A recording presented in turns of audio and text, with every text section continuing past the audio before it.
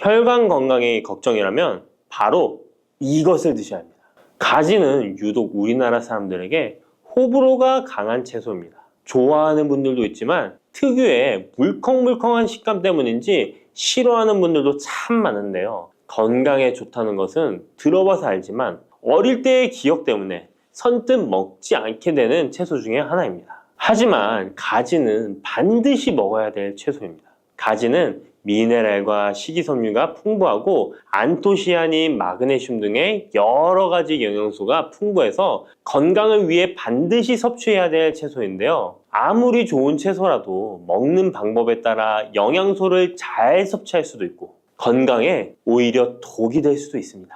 지금부터 가지의 효능과 먹는 방법, 함께 먹으면 좋은 음식, 가지를 드실 때 주의사항까지 가지에 대한 모든 것 알려드리겠습니다. 짙은 보라색의 가지는 우리나라가 수출을 많이 하는데요. 가장 많이 수입하는 나라가 일본입니다. 일본은 가지를 여러 형태로 많이 먹는데요. 장아찌, 파스타, 구이, 찌개 등 여러 요리에 가지를 사용하고 있습니다. 2021년 기준으로 일본이 우리나라에서 수입한 가지가 6만 kg입니다. 일본이 우리나라의 가지를 정말 좋아하는데요. 반면에 우리나라 1인당 연간 가지의 섭취량은 100g이 채 되지 않는다고 합니다. 정말 안타까운 일인데요. 우리도 가지의 효능을 제대로 알고 섭취하면 건강 식생활에 도움이 되었으면 좋겠습니다. 우리도 가지의 효능을 제대로 알고 섭취하여 건강한 식생활에 도움이 되었으면 좋겠습니다.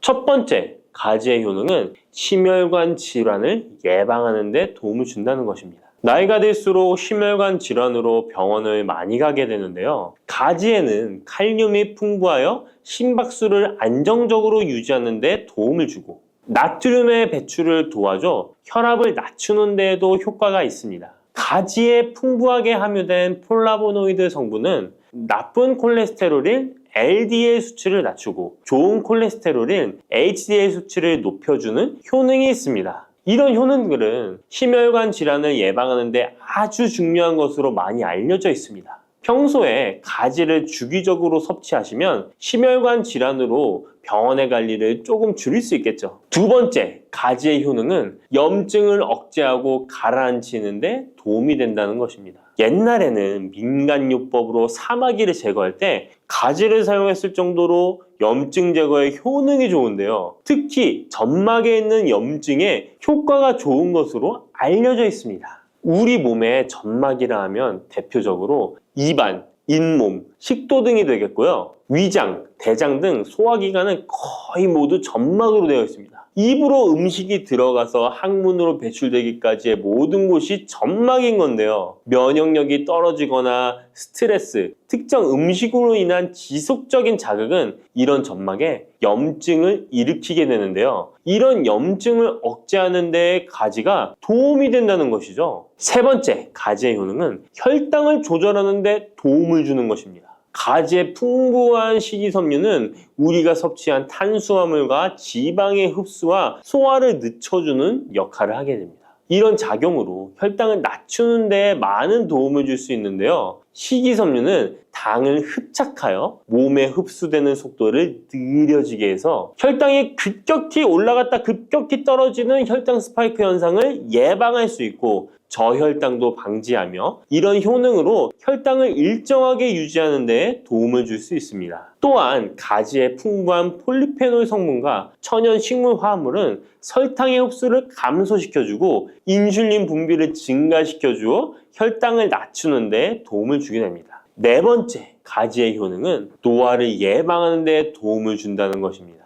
가지의 짙은 보라색은 나수닌이라고 하는 강력한 항산화 성분인데요. 우리 몸에 정말 중요한 역할을 해주는데 바로 세포와 혈관이 노화되는 것을 방지해주는 것입니다. 산화 스트레스로부터 혈관을 보호해주며 추가적으로 과도한 철분이 혈관에 쌓이는 것을 막아주는 효과가 있습니다. 철이 공기에 만나면 산화되어 빨갛게 부식되는 것과 마찬가지로 우리 몸에도 철분이 필요 이상 쌓이게 되면 세포와 혈관을 산화시킬 수 있는 것입니다. 철분이 우리 몸에 꼭 필요한 성분이지만 과도하게 쌓이게 되면 노화를 촉진하는 부작용이 있는 것이죠. 철분이 많이 들어있는 음식은 바로 붉은색 고기입니다. 따라서 평소에 고기를 좋아하고 자주 드시는 분이라면 가지와 함께 드시는 것이 정말 좋겠습니다. 다섯 번째 가지의 효능은 감염을 예방한다는 것입니다. 면역력이 떨어질 때 세균이 우리 몸에 들어오면 감염에 걸리기 쉬운데요. 가지에 풍부하게 함유된 클로로겐산과 폴리페놀 성분들은 세균과 바이러스를 제거하는 효과가 있어 감염 예방에 큰 도움이 됩니다. 이러한 효능은 가지의 껍질과 꼭지 부분에 특히 좋은 효능을 나타내는데요. 가지 꼭지는 보통 요리할 때 버리잖아요. 이제부터 가지 꼭지 버리지 마세요. 말려서 끓인 물로 가글을 하시면 천연 구강세정제 역할을 한다고 합니다. 꼭지에는 스코폴레틴이 풍부하게 함유되어 있는데 이 성분은 파이토케미컬의 일종으로 나쁜 균을 억제하는 데 탁월한 효능을 발휘합니다. 이런 효능으로 감염뿐 아니라 염증을 억제하는 데도 도움을 줍니다. 우리 입속에는 각종 세균이 셀 수 없을 정도로 많은데요. 이런 세균들은 충치, 치주염, 구내염 등을 발생시키는 주범이 됩니다. 나이가 들면서 치아나 잇몸의 건강이 좋지 않아 소금물로 가글을 하시는 분들도 있는데요. 소금은 삼투압 작용으로 잇몸의 붓기를 빼고 약간의 살균 작용을 하기도 하지만 염증 자체를 없애지는 못합니다. 그래서 가글을 하시려면 가지를 이용하시면 좋은데요. 말린 가지 꼭지를 15분에서 20분 정도로 펄펄 끓인 뒤에 식혀서 약간의 소금을 탄 후에 가글 하시면 잇몸병과 구내염 등을 예방하는 데 효과를 볼 수 있습니다. 여섯 번째 가지의 효능은 항암 효과입니다. 암세포를 제거할 수 있는 항암 성분들이 가지에 풍부하게 함유되어 있는데요. 일본이 가지를 좋아한다고 했잖아요. 일본의 농림성식품연구소에서 연구를 했습니다. 가지, 시금치, 브로콜리 세 가지를 이용해 발암물질을 억제하는 실험을 했는데요. 해당 연구에서는 발암물질인 벤조피렌, 아프라톡신, 타르질 등에 대한 돌연변이 유발 억제 효과를 평가하였습니다. 그 결과 가지에서 약 80% 이상 발암물질을 억제하는 효과가 밝혀졌습니다. 또 다른 연구에서도 가지의 알칼로이드성 식이섬유가 유방암, 대장암, 난소암 등의 원인이 되는 동물성 지방을 제거하는 데 탁월한 효능이 있는 것을 발견하기도 했습니다. 또한 가지의 풍부한 폴리페놀은 대표적인 항암 성분이기도 합니다. 가지는 여러 항암 효과를 가지고 있는 훌륭한 항암 식품이 틀림없습니다.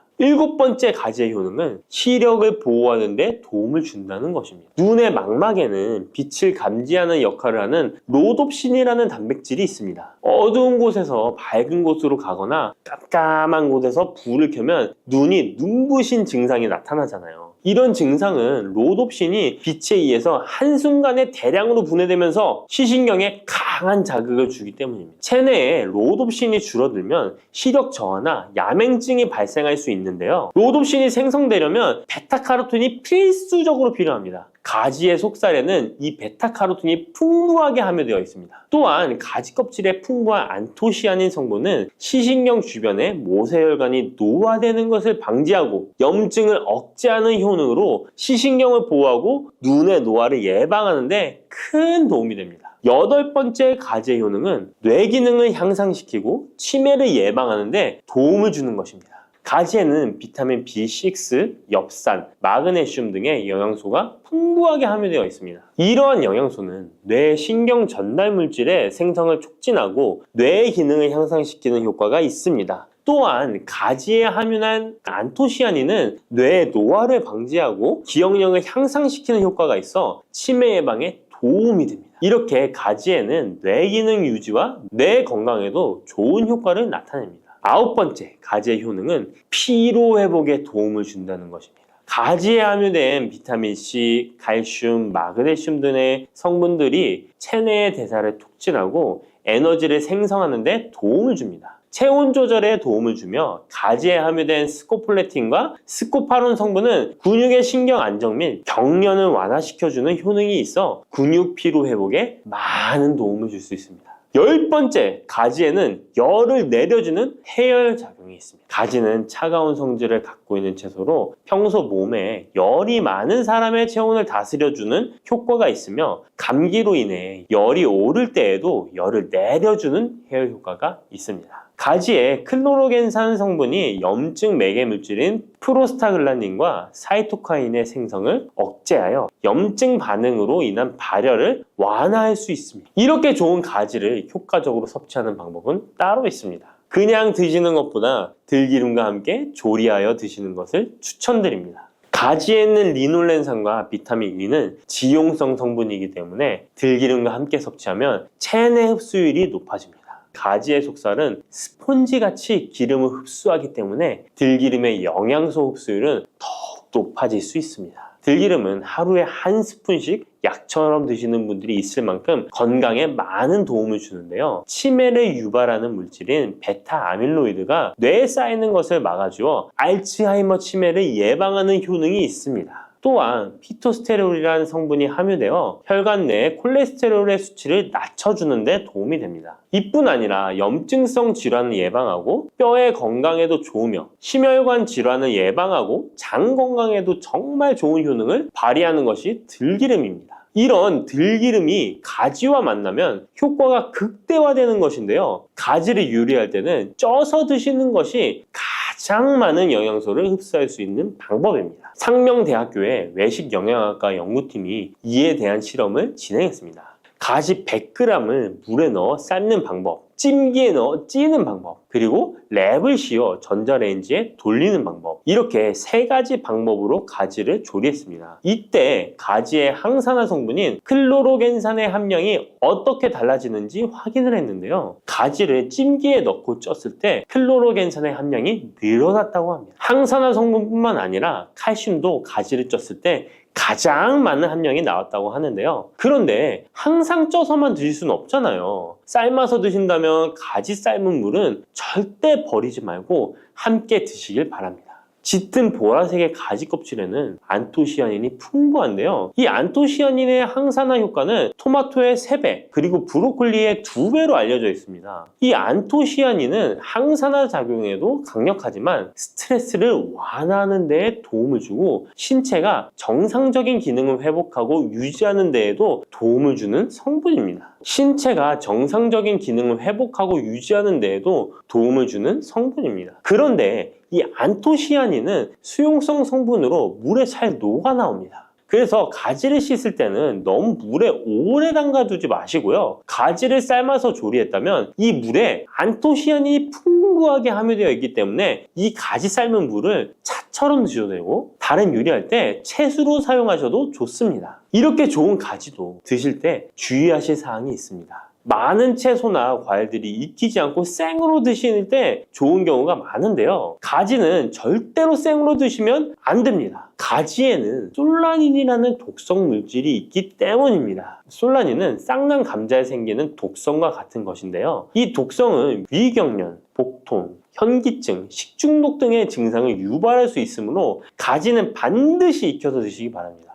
그리고 가지 알레르기가 있는 분들도 섭취에 주의하셔야 합니다. 가지를 먹기나 만지기만 해도 입 주변이나 피부가 가렵고 두통 또는 복통이 생긴다면 가지 알레르기가 있을 가능성이 높으니 가지 섭취 시에 주의하시기 바랍니다.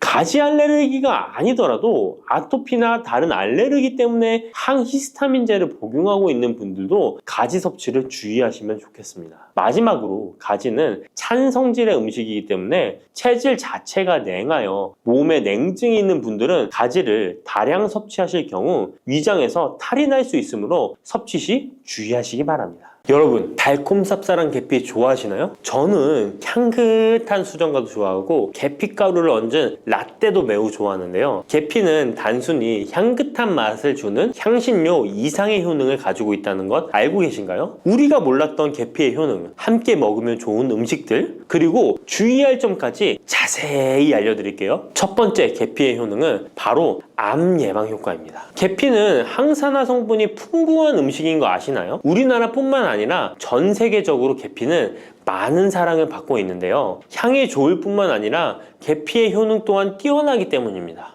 계피에는 항산화 물질이 함유되어 있는데요. 이런 항산화 물질은 우리 몸의 세포가 노화되거나 손상되는 것을 막아주는 역할을 합니다. 특히 계피에 들어있는 시나믹 알데하이드라는 성분이 강력한 항암 효과를 가지고 있어 암세포의 성장을 억제하는 효과가 있는 것이죠. 연구에 따르면 계피는 특히 대장암이나 간암 예방에 효과적일 수 있다고 하는데요. 계피에는 항산화 물질인 폴리페놀이 풍부하게 함유되어 자유라디칼이라고 불리는 유해한 분자로부터 세포를 보호하는 역할을 합니다. 자유라디칼은 암 예방과 관련된 DNA 손상을 일으킬 수 있으므로 항산화 작용을 통해 암 예방에 도움을 줄 수 있습니다. 꾸준히 섭취하면 암 예방에 큰 도움이 될 수 있겠죠? 계피의 놀라운 효능 두 번째는 탁월한 콜레스테롤 관리입니다. 계피는 콜레스테롤 수치 조절에도 아주 유익한 식품인데요. 계피에 포함된 식이섬유와 폴리페놀 성분이 이와 같은 효능을 나타내는데 이 성분들이 혈관을 깨끗하게 유지하는데 중요한 역할을 한다고 합니다. 여러 연구에 따르면 계피에 포함된 성분들이 혈중 나쁜 콜레스테롤 LDL을 감소시키고 좋은 콜레스테롤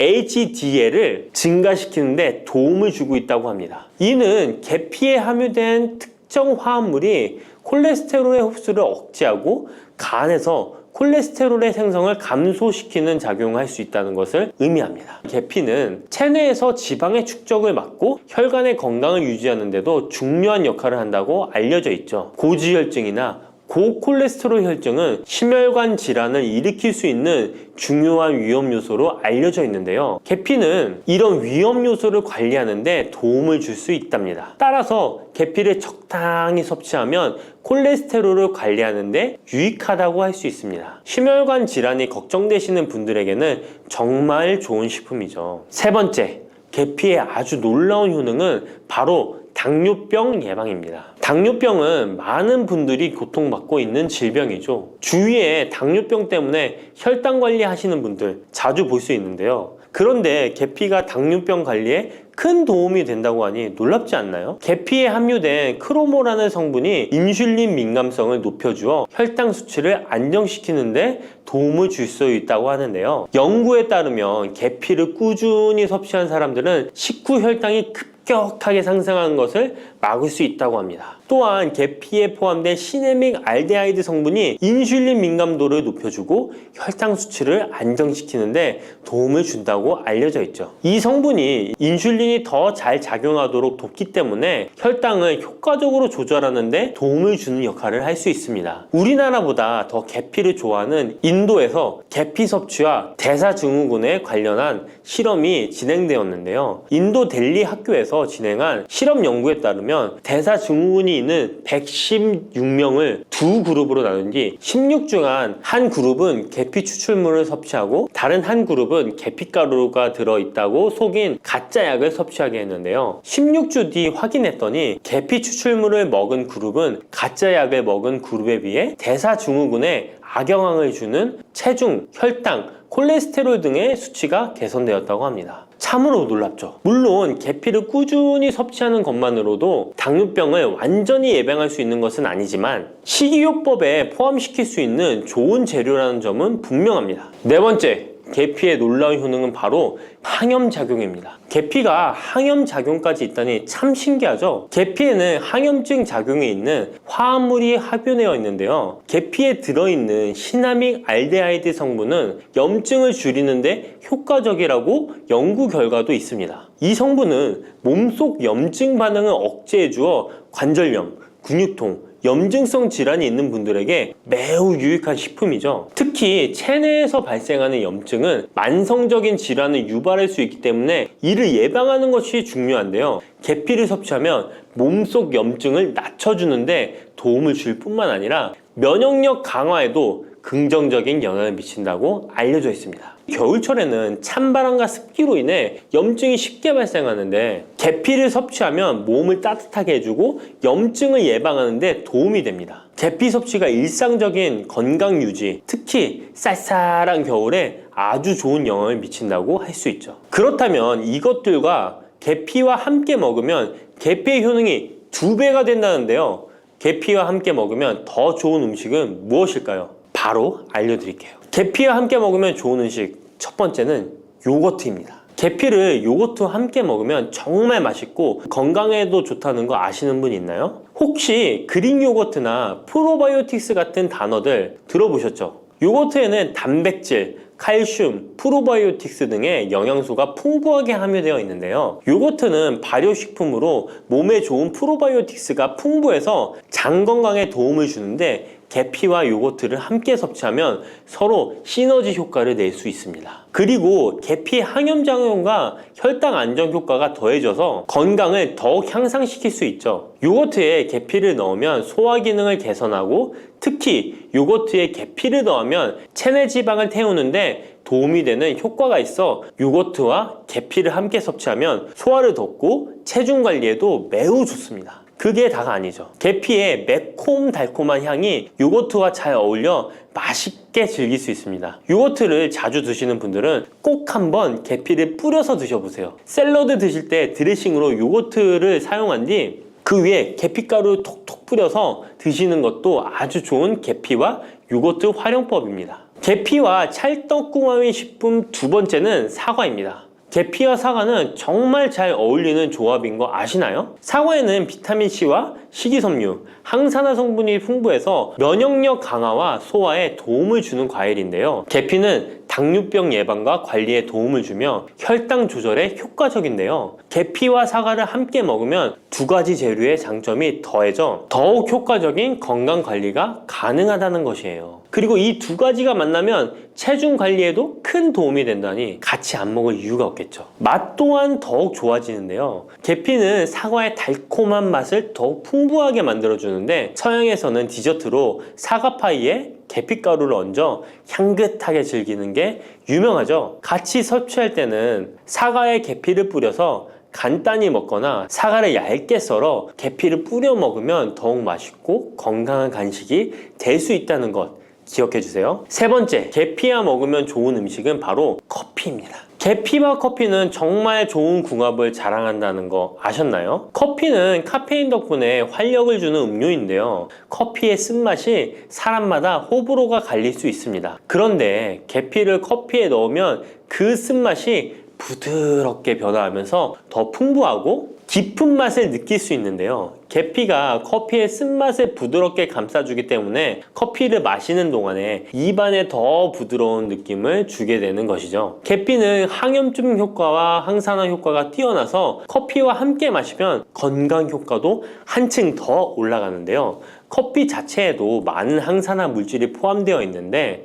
계피 역시 강력한 항산화 성분을 가지고 있기 때문에 둘을 합쳐 마시면 체내 염증을 줄여주고 세포를 보호하는 효과를 볼 수 있는 것이에요. 계피와 커피를 함께 마실 때 또 다른 장점이 있는데요. 그건 바로 혈당 조절에 있습니다. 커피는 그 자체로 혈당을 빠르게 올리는 경향이 있는데요. 계피가 이 과정을 완화시켜주면서 커피를 드실 때 혈당이 급격하게 상승하는 것을 방지할 수 있습니다. 그래서 당뇨가 있으신 분들께도 이 두 음료의 조합은 매우 추천드립니다. 그렇다면 계피와 커피는 어떻게 함께 먹는 게 좋을까요? 계피와 커피를 함께 즐기기 위한 가장 간단한 방법은 계피가루를 커피에 넣는 것인데요. 커피가 다 내려준 후 4분의 1티스푼의 계피가루를 넣고 잘 저어주면 계피의 향이 커피와 자연스럽게 어우러져 향긋한 커피 한 잔을 만들 수 있습니다. 계피를 너무 많이 넣으면 커피의 맛이 너무 강해질 수 있으니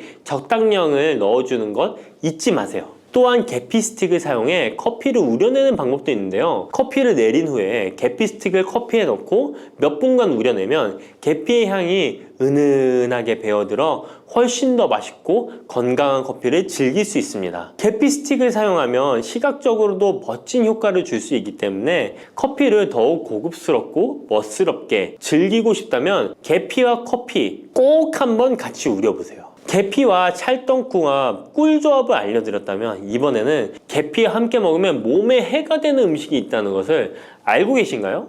그것은 바로 귤이나 자몽, 레몬 같은 시트러스 계열의 과일인데요. 계피와 시트러스 계열 과일을 함께 먹으면 안 되는 이유 바로 알려드릴게요. 많은 분들이 시트러스 계열 과일, 예를 들어 오렌지나 레몬을 좋아하시는데요. 이 과일들은 비타민C가 풍부하고 상큼한 맛이 참 일품이죠. 하지만 계피와 시트러스 과일을 함께 먹을 때는 주의가 필요한데요. 계피의 주요 성분 중 하나인 시나몰은 계피가 가진 가장 독특한 향을 만들어내는 성분. 계피의 주요 성분 중 하나인 시나몰은 계피가 가진 독특한 향을 만들어내는 성분인데, 이 시나몰이 시트러스 계열 과일의 산성 성분과 결합하면 위에서 소화가 잘 되지 않거나 불편한 증상을 유발할 수 있습니다. 특히 속쓰림이나 위경련이 일어날 수 있는데요. 이는 계피와 시트러스 과일이 소화 효소의 분비를 방해하고 서로 반응하면서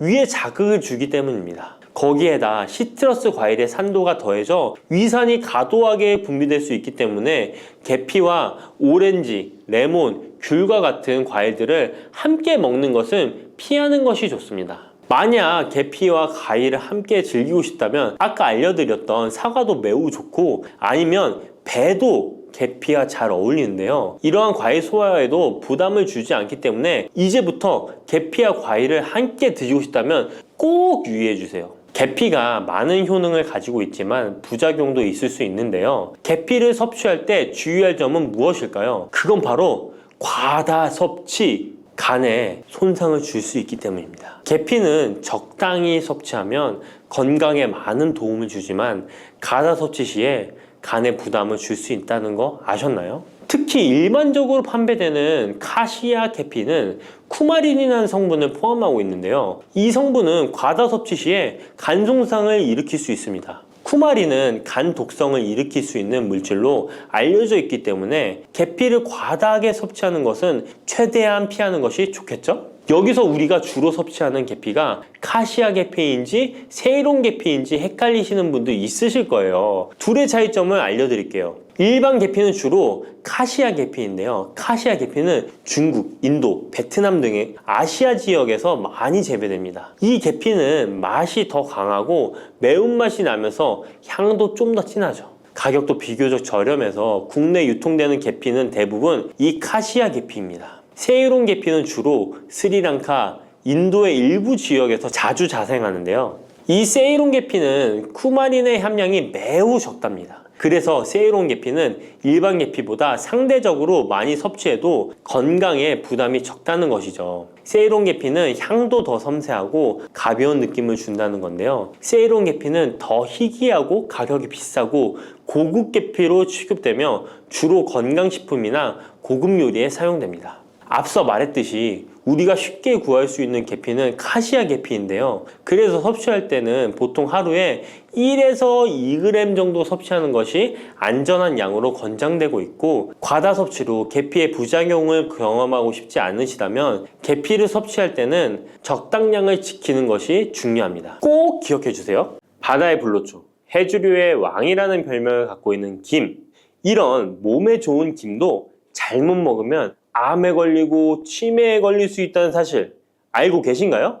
아무리 좋은 음식도 제대로 알고 드실 때 건강을 지키는 보약이 될 수 있는 것이죠. 식탁 위에 빼놓을 수 없는 반찬, 김의 효능 5가지. 김을 드실 때 주의해야 될 분들, 그리고 김과 함께 먹으면 보약이 되는 최고의 음식과 김을 굽는 방법, 좋은 김을 고르는 방법까지 김에 대한 모든 것 알려드릴게요. 입맛도 없고 마땅한 반찬도 없을 때 김 하나만 있어도 밥 한 그릇 뚝딱 해치울 수 있지 않나요? 저도 마찬가지지만 저희 아이들도 김 하나만 있어도 반찬 투정 안 합니다. 이렇게 밥 반찬으로도 최고지만 요즘 전 세계에서 우리나라 문화에 열광을 하며 우리나라 음식에도 관심이 많은데요. 최근에는 특히 바로 이 김에 대한 관심도 높아졌습니다. 냉동김밥이 어마어마하게 많이 팔리면서 김에 대한 인기도 높아져 과자처럼 간식으로 김을 많이 먹고 있다고 하네요. 전 세계적으로 선풍적인 인기를 끌고 있는 김의 첫 번째 효능은 바로 뇌를 건강하게 해서 치매를 예방하는 데 좋다는 것입니다. 김에는 뇌신경을 활성화시키는 비타민 B1과 비타민 B2가 풍부하게 들어있는데요. 이 비타민들이 뇌세포의 건강을 유지하고 신경 전달 물질을 생성하는 데 도움을 주어 기억력을 향상시키고 뇌를 계속해서 활성화시켜줍니다. 또한 미네랄 성분들이 풍부하여 뇌 기능을 활성화하는 데 도움을 주어 치매를 예방할 수 있습니다. 그리고 김에는 포피란이라는 수용성 식이섬유가 풍부하게 함유되어 있는데요. 이 포피란은 혈관 내에 나쁜 콜레스테롤 LDL 수치를 떨어뜨려주는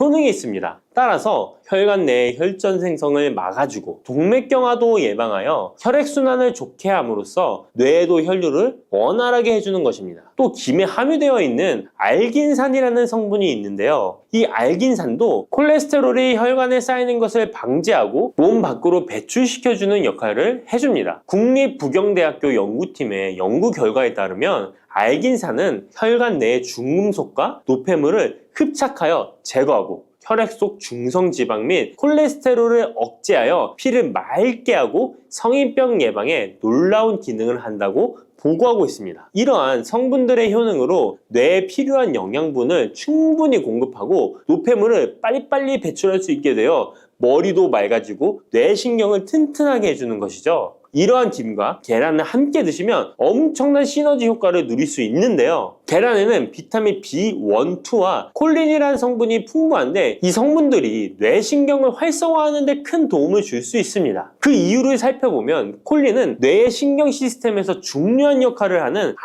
아세틸콜린이라는 물질의 주 성분인데 아세틸콜린은 신경 전달 물질로 뇌 세포 사이에서 정보를 전달하는 역할을 해줍니다. 바로 이 콜린이 충분히 공급되어야 기억력, 학습 능력, 그리고 인지 기능을 유지할 수 있습니다. 이뿐만 아니라 김은 계란에 부족한 비타민 C를 보충해주고 계란은 김에 부족한 비타민 D를 보충해줘서 서로가 정말 잘 어울리는 식품이 되는 것입니다. 계란과 김이 만나면 정말 뇌 기능에 필요한 보약이나 다름이 없는 것이죠. 김의 두 번째 효능은 식물성 단백질 공급원의 최고봉이라는 것입니다. 김에 함유된 단백질의 양은 소고기보다도 많은데요. 소고기가 단백질이 풍부하다고 알고 계시잖아요. 소고기 100g당 단백질의 함량은 20g이고요. 김 100g당 단백질의 함량은 30g입니다. 소고기보다 김에 단백질이 많이 들어있다니 놀랍지 않나요? 마른 김 5장에는 계란 1개에 함유된 단백질의 양이 들어있다고 합니다. 그런데 이 단백질에 식물성 단백질과 동물성 단백질이잖아요. 이 둘을 함께 먹을 때 더욱 흡수가 잘 되어 건강에 좋은데요. 이 김과 계란을 함께 먹을 수 있는 정말 좋은 방법 알려드릴게요. 김 계란말이는 많이들 해 드시잖아요. 반찬으로 만들어 먹기도 편하고 맛도 좋아 많이들 드시는데요. 그것 말고 계란김전을 알려드릴게요. 먼저 김을 먹기 좋은 크기로 잘라주시고요. 한쪽에 놓아줍니다. 적당한 용기에 계란을 깨주시고요. 속은 한 꼬집으로 약간 간을 해줍니다. 다음에 계란을 풀어줍니다. 이제 김을 2장씩 포개어 계란물을 앞뒤로 잘 묻혀준 다음에 기름을 두른 팬에다 부쳐주시면 됩니다. 정말 쉽죠? 이렇게 김과 계란을 함께 드시면 맛도 좋고 건강도 챙길 수 있는 밥상위에 보약이 된답니다. 세 번째, 김의 효능은 항산화 작용입니다. 몸 안에 활성산소가 많아지게 되면 활성산소가 세포를 공격하여 노화시킬 뿐 아니라 암세포로 변이시켜 암을 발생시키기도 하는데요. 김에는 이런 활성산소를 제거시켜 줄 수 있는 강력한 항산화 물질인 베타카로틴이 풍부하게 함유되어 있습니다. 대표적인 강력한 항산화 물질인 베타카로틴은 당근에 많이 함유되어 있다고 다들 알고 계시잖아요. 당근보다 김에 베타카로틴이 더 많이 함유되어 있습니다. 당근 100g에는 5.516mg이 함유되어 있고 김 100g에는 무려 22,500mg이나 함유되어 있습니다. 당근보다도 4배 정도 많은 베타카로틴이 함유되어 있는 것이죠. 놀랍죠? 오늘 놀랄 일이 많은 것 같네요. 이 베타카로틴은 우리 몸속에서 비타민 A로 전환이 되는데요. 비타민 A 하면 무엇이 생각나시나요? 네, 생각하고 계신 건 맞습니다. 바로 눈이죠, 눈. 비타민 A는 시력을 보호하고 야맹증을 예방하는 데 도움이 되는 것입니다. 또한 김에 단백질이 많이 함유되어 있다고 했잖아요. 이 단백질이 비타민 A와 만나면 로놉신이라는 성분이 생성되는데요. 이 로놉신이 시력을 보호하고 야맹증을 예방하는 역할을 하는 것입니다. 당근이 눈 건강에 좋다고 많이들 드시는데 당근보다도 김에 더 많이 함유되어 있다는 사실 꼭 기억하시기 바랍니다. 네 번째 김의 효능은 골다공증 예방에 도움을 준다는 것입니다. 김에는 칼륨이 풍부하게 함유되어 있는데요. 칼슘 하면 떠오르는 식품이 있죠. 바로 우유인데요. 우유 100g에는 칼슘이 110mg 함유되어 있고 김 100g에는 칼슘이 490mg이나 함유되어 있습니다. 김에는 우유보다 무려 4배 많은 칼슘이 함유되어 있는 것이죠. 나이가 들면서 특히 여성분들이 골다공증 발병률이 높아 힘든 경우가 많으신데요. 저희 어머니도 골밀도가 낮아져 병원에서 처방을 받아 약을 드시더라고요. 주변에도 중년의 나이를 넘어서고 계신 분들 중에 골다공증으로 약을 드시는 분들이 많으신데요. 우리나라 사람들의 부족한 영양소가 바로 칼슘이라서 이런 현상이 나타나는 것입니다. 칼슘이 부족하면 뼈가 약해지고 점점 골밀도가 낮아져서 골다공증이 발병하게 되는 것인데요. 김에 함유된 칼슘은 특히 우리 몸에 흡수가 잘 되어 정말 좋습니다. 우유보다 4배 많은 칼슘을 가지고 있는 김을 평소에 충분히 드신다면 골다공증 예방에도 도움을 받을 수 있습니다. 김을 드실 때에도 먹는 방법을 알고 드시는 게 좋겠죠. 김의 영양소를 잘 흡수할 수 있도록 먹는 방법이 있는데요. 김을 구울 때 어떻게 하시나요? 보통 기름을 김에 바르고 불에 구워 드시잖아요. 그렇게 하시면 안 되고요. 마른 김을 아무것도 바르지 않은 달궈진 팬에 앞뒤로 5초씩 살짝 구운 다음에 들기름을 발라 드시면 됩니다. 이 김에 열을 가하게 되면 김에 함유된 영양소들의 체내 흡수율이 높아지게 됩니다. 이 들기름을 굽기 전에 바르지 않고 구운 후에 바르는 이유는 들기름이 열에 약해서 들기름을 바른 채로 굽게 되면 들기름이 산패되어 오히려 건강을 해칠 수 있기 때문입니다. 열을 가하지 않은 들기름을 바르면 들기름의 불포화 지방산이 또 혈관을 깨끗하게 해줘서 더욱 건강한 식사를 하실 수 있습니다. 이 5번째 김의 효능은 당뇨를 완화시키는 데 도움을 준다는 것입니다. 당뇨병이 있는 분들은 비타민 B1, 2가 결핍되어 있는 분들이 많은데요. 김에 바로 이 비타민 B1, 2가 풍부하게 함유되어 있어 당뇨를 완화시키는 데 도움이 되는데요. 2017년 한국식품과학지에 실려있는 연구에서 당뇨 환자들이 김을 섭취하면 혈당 수치를 낮추는데 도움이 된다고 보고했습니다. 이는 김에 함유된 비타민 B1, 2 때문이라고 밝혔습니다. 당뇨 환자는 비타민 B1, 2가 결핍되기 쉬운데요. 그 이유는 비타민 B1, 2는 고기에 보통 많이 함유되어 있는데 당뇨 환자의 식단은 채식인 경우가 많아서 비타민 B1, 2를 섭취할 수 있는 기회가 적어지기 때문입니다. 또한 당뇨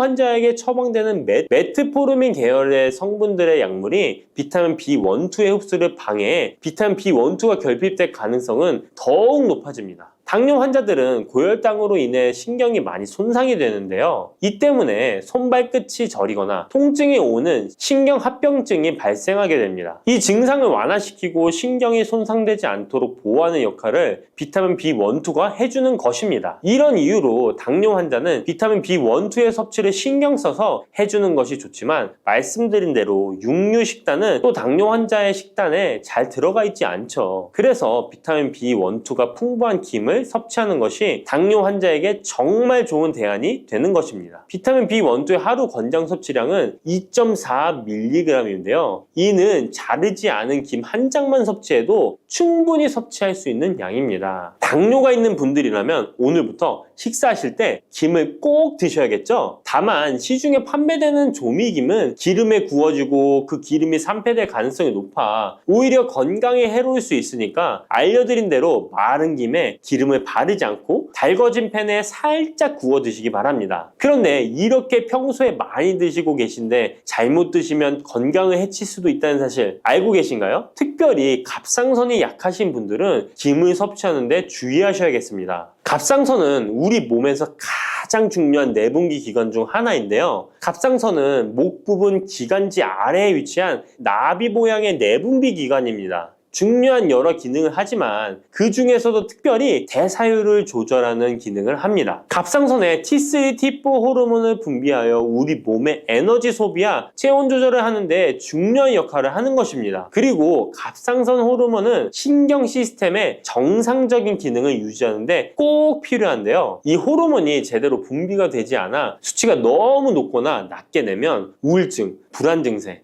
기억력 감퇴 등의 문제가 발생할 수도 있습니다. 이 갑상선 호르몬 중에 요오드가 있는데요. 김에 이 요오드가 풍부하게 함유되어 있습니다. 요오드가 부족하면 체중이 늘어나고 탈모가 생길 수 있으며 만성 피로에 힘들어질 수도 있습니다. 세계보건기구에서는 요오드가 부족하면 뇌세포가 손상되고 치매가 발생할 수도 있다고 보고하고 있습니다. 이렇게 중요한 요오드, 김에 풍부하니 먹어야 되는 거 아닌가? 생각하실 수 있잖아요. 맞는 말씀이지만 예외가 있습니다. 갑상선이 약하신 분들은 김 섭취에 주의해야 된다고 했잖아요. 갑상선 저하증이나 항진증이 있는 분들이 김을 많이 드시면 오히려 건강을 해칠 수 있습니다. 건강하신 분들은 김을 많이 드셔도 호르몬 조절이 되어 문제가 없지만 갑상선에 문제가 있어 호르몬 조절이 잘 안 되는 분들은 이 요오드의 수치가 높아지게 되면 체내의 활성산소가 증가하게 되어 염증을 일으키고 갑상선염을 유발하며 심해지면 갑상선 암으로 발전시킬 수도 있습니다. 우리 한국인의 식단에는 이미 요오드의 함량이 높기 때문에 김을 조금만 드셔도 요오드의 수치가 금방 높아질 수 있습니다. 따라서 갑상선에 문제가 있는 분들은 김을 드실 때 주의하셔야 하는 것입니다. 그렇다고 요오드가 풍부한 해조류와 같은 음식을 아예 드시지 말라고 말씀드리는 게 아니라 과량 섭취만 주의하시고 적정량은 드셔도 괜찮습니다. 그렇다면 갑상선에 문제가 있는 분들이 김을 드실 때 해결 방법이 없을까요? 있습니다. 그것은 바로 마늘과 함께 드시는 겁니다. 대표적인 강력한 항암식품이 마늘이잖아요. 마늘에는 셀레늄이라는 성분이 풍부합니다. 이 셀레늄은 다량의 요오드로 인해 발생되는 활성산소로부터 갑상선을 보호하는 역할을 하게 되는 것입니다. 그래서 건강기능식품 기능성 원료로서 유해산소로부터 세포를 보호하는 작용을 한다는 효능을 가지고 있다고 우리나라 식약처에서도 인정을 해주고 있죠. 그리고 갑상선 호르몬의 생성을 도와 갑상선에 문제가 있는 분들이 드시면 호르몬 문제를 해결하는데 도움이 되는 것입니다. 또한 김에 함유된 알긴산이라는 성분이 콜레스테롤이 혈관에 쌓이는 것을 방지하고 몸 밖으로 배출시켜주는 역할을 한다고 알려드렸는데 바로 이 마늘과 함께 드시면 이 효능이 배가 돼서 혈관에 혈전이 생기는 것을 막아주어 혈관 건강에 최고의 보약이 되는 것입니다. 이렇게 좋은 김 아무거나 드시지 마시고요. 좋은 김 고르는 방법도 알려드릴게요. 좋은 김은 검붉은색을 띠며 살짝 반짝이는 윤기가 있고 냄새 없이 담백한 맛이 나는 것입니다. 그리고 구웠을 때 녹색빛이 선명하게 나타나며 물에 불렸을 때는 잘 녹고 김을 담갔던 물이 맑을수록 좋은 김이라고 할 수 있습니다. 이 김은 저희 하단 링크에 있으니까 링크 한번 보시고 김을 사시기 바랍니다. 녹두는 이렇게 드셔야 당뇨가 예방되고 혈당이 쑥 떨어집니다. 한의학에서는 약으로 사용할 정도로 약효가 뛰어난 식재료가 녹두입니다. 우리 선조들은 이 약효를 잘 알고 일반 가정에서도 많이 사용했습니다. 이런 녹두가 만병의 근원인 고혈압과 당뇨에도 좋다는 사실 알고 계셨나요? 그런데 이렇게 좋다는 녹두도 잘 알고 드셔야 하는데요. 잘못 드시면 우리 몸에 독이 될 수도 있고 잘 드시면 보약이 될 수도 있습니다. 녹두는 어떻게 또 무엇과 먹어야 되고 주의할 점은 무엇인지 모두 알려드릴게요. 녹두에 약간 거친 식감을 싫어하시는 분들이 껍질을 까고 녹두 속 알맹이만 드시는데요. 녹두에 놀라운 영양 성분들이 거의 다 껍질에 있기 때문에 녹두 껍질은 반드시 함께 드셔야 합니다. 녹두에는 식이섬유가 풍부하고 소화를 돕는 효소가 많아 소화가 잘 안 되는 분들이 드시면 도움이 되는데요. 녹두에 풍부한 식이섬유가 장운동을 활발하게 하고 소화를 돕는 효소가 장내에 유익균을 풍성하게 해줘 장 건강을 개선해 줄 수 있습니다. 우리 선조들은 기억력이 많이 약해진 환자에게 녹두죽을 먹여 몸을 회복시켜 주었는데요. 그만큼 몸이 약해진 환자들의 몸에도 흡수가 잘 될 만큼 녹두가 우리 몸에 좋다는 것이죠. 놀랍게도 녹두에는 마그네슘, 칼슘과 같은 미네랄 성분들도 풍부한데요. 이 풍부한 칼슘은 골다공증을 예방하고 뼈를 튼튼하게 하는 효과가 있습니다. 칼슘이 뼈를 이루는 주성분인 것은 잘 알고 계시죠? 마그네슘은 이런 필수 미네랄인 칼슘의 흡수를 도와주기 때문에 녹두가 뼈 건강에도 놀라운 효능을 발휘할 수 있는 것입니다. 그런데 녹두는 성질이 차기 때문에 몸이 찬 분들은 주의해서 드시는 게 좋은데요. 이 때문에 녹두의 껍질을 벗기고 드시는 분들이 있습니다. 하지만 마늘과 함께 드신다면 몸이 찬 분들도 조금 더 편안하게 녹두를 드실 수 있습니다. 마늘의 따뜻한 성질이 녹두의 찬 성질을 중화시켜주기 때문이죠. 이뿐만 아니라 마늘이 대표적인 항원식품인 사실은 알고 계시잖아요. 마늘에는 S알리시스테인과 알리신이라는 성분이 풍부해서 암세포를 억제하고 사면시켜주는 효능이 있습니다. 또한 강력한 항산화 성분인 폴리페놀이 많이 들어있어서 나쁜 콜레스테롤의 성장을 막아 혈관을 깨끗하게 만들어주기 때문에 심혈관 질환에 매우 탁월하답니다. 이뿐만 아니라 체내 지방의 대사를 촉진하여 지방 분해를 통해 체지방을 제거하고 비만을 예방하는 효능까지 있는 놀라운 식품이죠. 그래서 마늘을 녹두와 함께 드시면 시너지 효과가 있기 때문에 우리 몸에 보약이 될 수 있습니다. 마늘과 녹두를 함께 먹을 수 있는 가장 간단한 방법은 마늘 녹두밥을 지어 먹으면 되는데요. 녹두를 물에 충분히 불려서 밥을 하시면 녹두 껍질의 거친 식감을 완화시켜 편하게 드실 수 있습니다. 그리고 우리가 녹두하면 생각나는 대표적인 음식이 녹두 빈대떡이 있는데요. 맛있는 녹두 빈대떡에 돼지고기를 갈아서 함께 부쳐 먹기도 하죠. 이 방법은 영양학적으로도 탁월한 조합이 됩니다. 녹두에 부족한 필수 아미노산인 트립토판 같은 성분이 돼지고기에 풍부하게 들어있기 때문인데요. 트립토판이나 메티오닌 같은 필수 아미노산은 우리 몸에서 합성되지 않아 반드시 음식을 통해 섭취해야 합니다. 돼지고기가 이런 아미노산의 훌륭한 공급원이 될 수 있기 때문에 나이가 들면서 기력이 약해진 분들이 녹두와 돼지고기를 함께 드시게 되면 기력 회복에 좋은 효과를 보실 수 있습니다. 또한 돼지고기에는 단백질이 풍부하여 근육을 튼튼하게 하는데 도움을 주고 풍부한 비타민 B1은 피로 회복과 신경 안정에도 매우 효과적입니다. 철분도 풍부해 나이가 들며 부족해지는 철분 보충에도 효과를 볼 수 있고 필수 지방산인 리놀렌산이 많아 동맥경화와 고혈압 같은 성인병의 예방, 아연, 셀레늄, 비타민 B6 등의 영양소가 면역력을 강화하는 데에도 도움을 줍니다. 녹두는 또한 혈당을 낮춰주고 인슐린 감수성을 높여주는 효능이 있어서 당뇨 관리에도 너무 좋은 식품인데요. 풍부한 식이섬유는 소장에서 당의 흡수를 지연시켜주고 다양한 미네랄과 비타민이 당뇨로 인한 합병증을 예방하는 데에도 좋은 효능이 있습니다. 이때 팥과 함께 드시면 이런 효과들이 매우 높아집니다. 팥은 강력한 항산화 성분인 안토시아닌이 풍부해서 혈관의 활성산소를 제거해주고 혈관세포의 손상을 예방해줘서 혈관을 깨끗하고 건강하게 해줄 수 있습니다. 2014년에 발표된 한 연구에서 팥을 섭취하는 것이 2형 당뇨병 환자의 혈당 수치와 인슐린 저항성을 개선하는 데 도움이 되는 것으로 보고됐습니다. 이 연구에서는 4주 동안 매일 팥을 섭취한 결과 당뇨 환자들의 공복 혈당 수치가 평균 19.5% 감소하였고 인슐린 저항성이 감소하는 결과를 볼 수 있었습니다. 또한 팥은 쌀의 10배 이상, 바나나의 4배 이상의 많은 칼륨을 함유하고 있는데요. 칼륨은 몸 안에 나트륨을 배출하고 당뇨 환자의 신장 기능을 강화시켜주며 혈압 상승을 억제해주는 효능이 있습니다. 팥은 한의원에서 다이어트를 위한 처방을 할 때도 사용되는데 팥의 풍부한 칼륨은 이뇨작용을 통해 부종을 줄여줄 수 있기 때문에 지방이 몸에 축적이 잘 되어 살이 찌는 사람에게 효과적입니다. 특히 쉽게 붓고 살이 찌는 분들에게 더욱 효과가 좋은데요. 한 실험에서 실험쥐에 팥 추출물을 먹였더니 체지방 함량이 30% 이상 줄었고 몸무게도 37%나 감소한 결과를 발표하기도 했습니다. 자, 이렇게 녹두와 함께 복용하면 좋은 식품들을 알아보았는데요. 그렇다면 녹두를 복용할 때 주의할 점은 어떤 것이 있는지도 한번 살펴보겠습니다. 첫 번째는 녹두의 차가운 성질인데요. 녹두의 차가운 성질은 우리 몸의 열을 낮춰주고 스트레스를 해소하는 효과가 있습니다. 또한 염증 완화를 시키고 통증을 줄이는 데도 도움이 되는데요. 그래서 녹두로 속을 채운 베개를 쓰면 두통이 완화되기도 합니다. 다만 이런 찬 효능 때문에 녹두를 드실 때 주의하셔야 하는데요. 평소 몸이 찬 분들이 녹두를 많이 드시게 되면 오히려 몸에 해가 될 수 있습니다. 위나 장이 차가워지면 소화력이 떨어지고 복통이나 변비, 설사가 나타날 수 있습니다.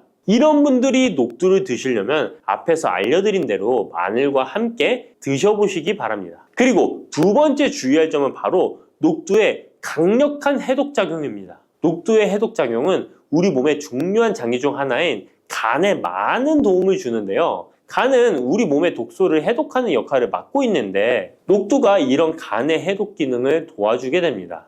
녹두의 풍부한 단백질과 펩타이드는 간 해독 작용에 필요한 글루타치온의 원료를 공급해주며 체내의 중금속과 독성 물질과 결합하여 몸 밖으로 내보내는 역할을 하게 됩니다. 특히 중금속 해독 연구에서는 납, 카드뮴 등의 흡수를 억제하거나 배출을 도와서 독성 완화 효과를 보여주기도 했습니다. 하지만 이런 효과가 우리가 보약을 복용하는 경우에는 상극이 될 수 있습니다. 보약의 효과가 녹두의 해독작용 때문에 많이 사라져버릴 수 있기 때문입니다. 그래서 한의원에서 한약을 지으면 녹두나 숙주나물을 먹지 말라고 얘기하는 겁니다. 이런 녹두의 해독작용은 녹두의 껍질에 있는 성분 때문에 나타나게 되는데요. 따라서 껍질을 제거하고 만든 요리나 녹두 전분으로 만든 청포묵, 녹두당면을 드시면 녹두의 해독작용은 누릴 수가 없습니다. 물론 녹두 껍질을 제거해도 알맹이에 영양 성분들이 풍부한데요. 해독작용이 필요한 경우에는 껍질을 제거하지 않고 복용하시는 게 좋습니다. 세 번째로 복용 시에 주의할 점은 녹두의 풍부한 칼륨입니다. 앞에서 얘기했던 것처럼 칼륨은 나트륨을 배출해주며 당뇨와 고혈압에 도움이 되지만 신장이 약하신 분들에게는 간혹 독이 될 수 있습니다. 신장이 약하신 분들이 녹두를 필요 이상 많이 드시게 되면